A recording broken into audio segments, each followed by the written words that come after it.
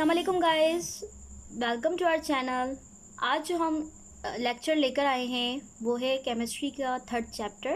Okay, atomic structure.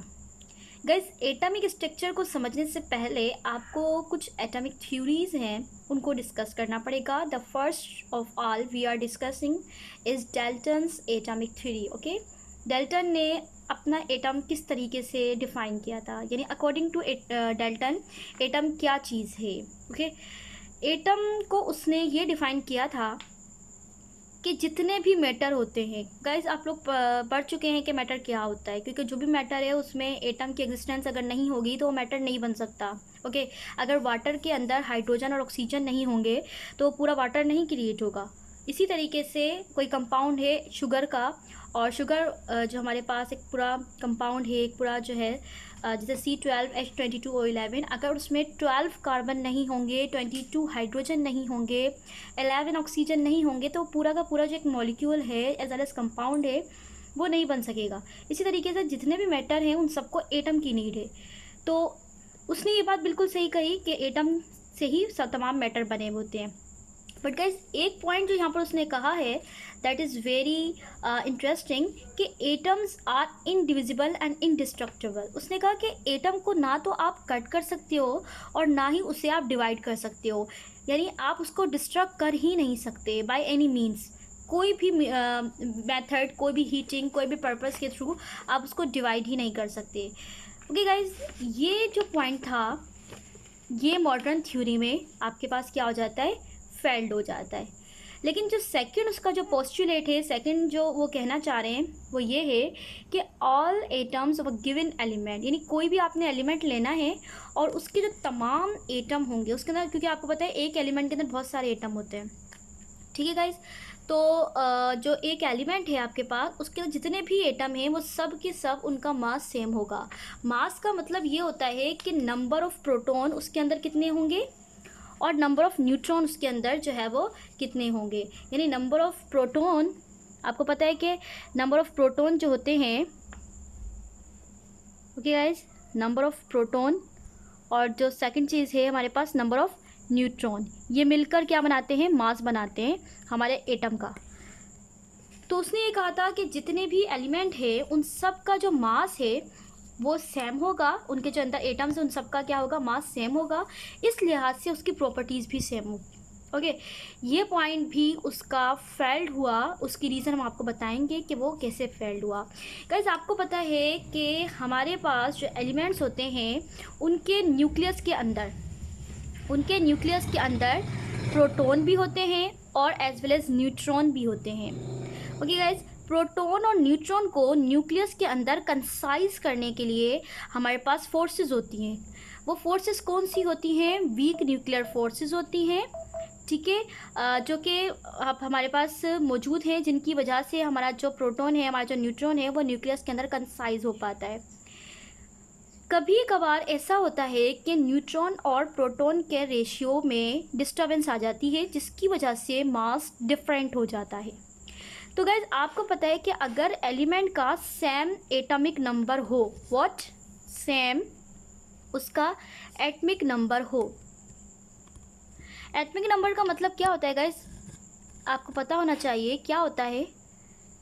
Yes, कि number of proton हो। Okay, उसके अंदर जितने नंबर ऑफ प्रोटॉन होंगे वो उसका एटॉमिक नंबर होगा। तो किसी भी एलिमेंट का क्या होगा, एटॉमिक नंबर आप क्या रखेंगे, सेम है, यानी उसको आप Z से शो करते हैं। ओके, और उसका जो है वो डिफरेंट एटॉमिक मास होता है, यानी जो मास है उसका वो क्या होगा, डिफरेंट होगा। डिफरेंट उसका जो है वो मास होता है, और मास को हम शो करेंगे, एटॉमिक मास को A से शो करते हैं। तो हमने ये देखा कि एटॉमिक मास में डिफरेंस जो आता है वो due to the ratio of proton and neutron आता है इन द न्यूक्लियस। तो it means there is a some type of concept of another species, another entity which is isotopes.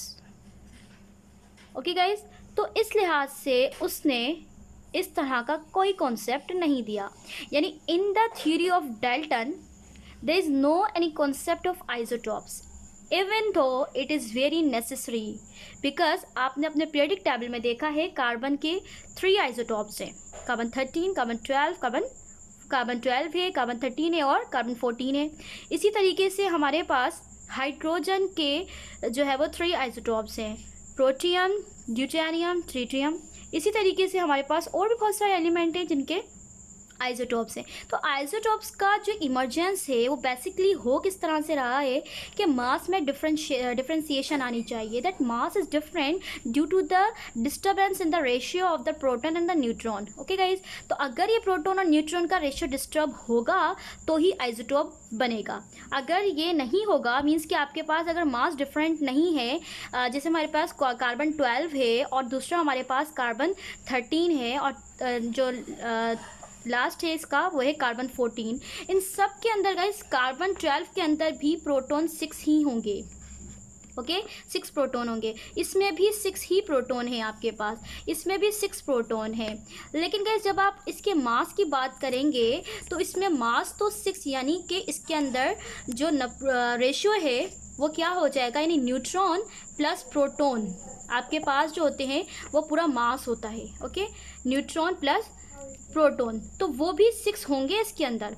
लेकिन जब हम बात करेंगे कार्बन 13 की तो उसमें ऐसा नहीं होगा, उसमें प्रोटॉन तो 6 होंगे लेकिन न्यूट्रॉन 6 नहीं होंगे, उसका रेशियो जो 1 उसका जो होल नंबर है वो इंक्रीज़ हो जाएगा, यानी उसका जो नंबर है 1 वो क्या हो जाएगा इंक्रीज, यानी यहाँ पर 7 हो जाएंगे इस तरीके से।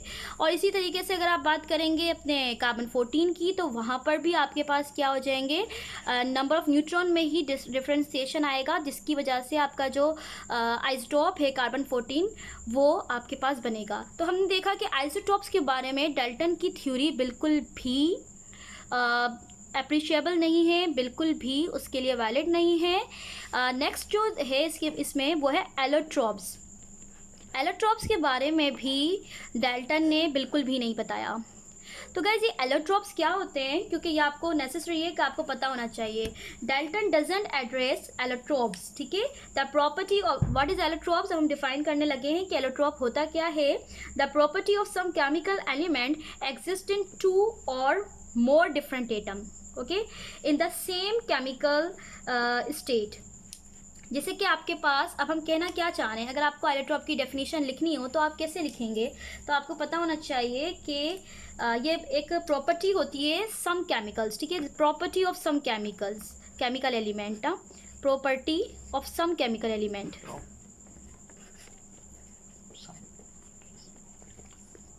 केमिकल एलिमेंट की, ठीक है। ये जैसे आपके पास केमिकल एलिमेंट है,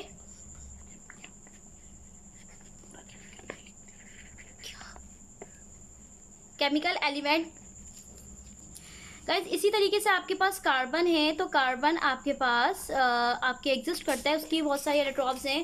लाइक आपके पास कार्बन कौन सी एग्जिस्टेंस रखता है, डायमंड, ठीक है, डायमंड भी कार्बन की ही एक एलोट्रॉप है। इसी तरीके से ग्रेफाइट, ये भी कार्बन की ही एलोट्रॉप है।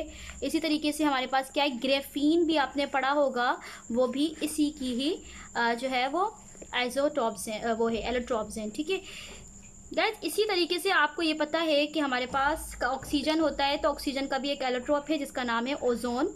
Ozone is the allotropic form of oxygen. Yes, इसका स्ट्रक्चर आपके पास कैसा होता है, O3 मॉलिक्यूलर स्ट्रक्चर इसका ऐसे बनता है, ये O है और इस तरह से ये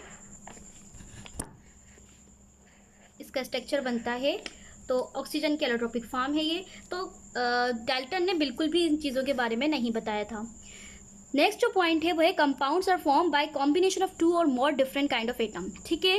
कंपाउंड जो बनते हैं उनकी जो 2 या 2 से ज़्यादा आपके डिफरेंट काइंड ऑफ एटम मिलेंगे तो उनकी कॉम्बिनेशन से आपके कंपाउंड बनते हैं। Yes, okay, it doesn't matter.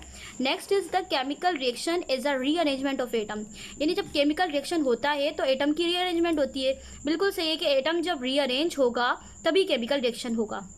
Okay तो जैसे कि हमारे पास बहुत सारे केमिकल रिएक्शंस होते हैं, जैसे बेंजीन रिएक्शन करता है तो उससे वो बहुत सारे अपने जो है वो डेरिवेटिव्स बनाता है। तो ये तमाम क्या हो रहा है, एटम की रीअरेंजमेंट हो रही है। जैसे कि फॉर एग्जांपल मैं आपके सामने एक एग्जांपल लेकर आई हूँ। जैसे हमने बेंजीन ली, बेंजीन को हमने मिथाइल क्लोराइड के साथ रिएक्ट करवाया है, ठीक है गाइज। इधर जो हम कॉन्सेप्ट देना चाह रहे हैं, we want to give you a concept about the replacement, कि आपकी रीअरेंजमेंट कैसे हो रही है, ये बताना चाह रहे हैं हम। किस तरह से क्लोरीन यहाँ से हटेगा, रिमूव होगा और वो जाकर कहीं और ऐड होगा, और फिर किस तरह से ये रेडिकल बनेगा, और फिर किस तरीके से ये अपने बेंजीन पर रिएक्ट करेगा। तो गाइस यहाँ पर हम ये दिखाना चाह रहे हैं आपको कि बेंजीन किस तरह से फिर वो रिएक्शन करती है। इसको हम फ्रेडरफ जो है वो क्राफ्ट अल्काइलेशन कहते हैं, फ्रेडल क्राफ्ट अल्काइलेशन। इसमें हम क्या करते हैं कि मिथाइल क्लोराइड का रिएक्शन करवाते हैं। तो मिथाइल हमारे पास जो होती है इसका एक बॉन्ड टूट जाता है Cl के साथ, और Cl जाकर हमारे लेविस एसिड के साथ बॉन्ड बना लेती है, और फिर ये बन जाता है एल्यूमिनियम क्लोराइड यानी AlCl4 बन जाती है। इस तरीके से मिथाइल पे एक रेडिकल क्रिएट हो जाता है, और फिर मिथाइल जाके बेंजीन पे इजीली अटैक करता है। फिर फाइनली टोलिन बन जाती है, और जब मिथाइल इस पे अटैक करेगा तो नेसेसरी है कि आपका हाइड्रोजन वहाँ से निकलेगा, और जो हाइड्रोजन आपका है फाइनली वो उसी क्लोरीन के साथ लास्ट में क्या होगा, आपको एज इट इज़ रिकवर हो जाएगा। तो इस तरीके से आपने यहाँ पर रीअरेंजमेंट देखी है। सेकंड जो आपका है वो भी हम आपके पास लेकर आए कोई एग्जांपल, जिसमें आपने सिंपली सोडियम को वाटर के साथ रिएक्ट करना होता है। सोडियम आपके पास पैलेट्स की फॉर्म में होते हैं सॉलिड, उसको आप वाटर के साथ मिलाते हैं तो आपके पास सोडियम हाइड्रोक्साइड बनती है जो एक्वस यानी सॉल्यूशन बन जाता है, और हाइड्रोजन गैस बन जाती है। तो गाइस यहाँ पर असल में जो हम बताना चाह रहे हैं वो ये बताना चाह रहे हैं कि एक एलिमेंट दूसरे एलिमेंट के साथ रीअरेंजमेंट कर रहा है तो केमिकल रिएक्शन प्रोसीड हो रहा है। यानी जिस तरीके से हाइड्रोजन गैस है और ऑक्सीजन गैस है दोनों मिली हैं तो वाटर बन गया है, ठीक है। इसी तरीके से डाल्टन के बहुत सारे कुछ डिमेरिट्स हैं जो हमने डिस्कस किए हैं, जिनकी बेस पर मॉडर्न थ्योरी को बिल्कुल डिफ्रेंशिएट किया गया है डाल्टन्स एटॉमिक थ्योरी के बारे में। क्योंकि मॉडर्न थ्योरी ने हमें ये बताया है कि जितने भी मैटर होते हैं वो एटम पे तो एटम के तो बने हुए होते हैं, लेकिन वो इनडिविजिबल नहीं है।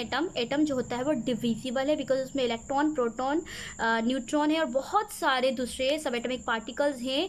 और इलेक्ट्रॉन, प्रोटॉन, न्यूट्रॉन को हम फंडामेंटल कहते हैं, क्योंकि उनकी बेस पर ही हमारे एलिमेंट की, हमारे एटम की प्रॉपर्टीज़ डिपेंड करती हैं। Okay guys, so hope you will like our channel and don't forget to subscribe our channel. Okay.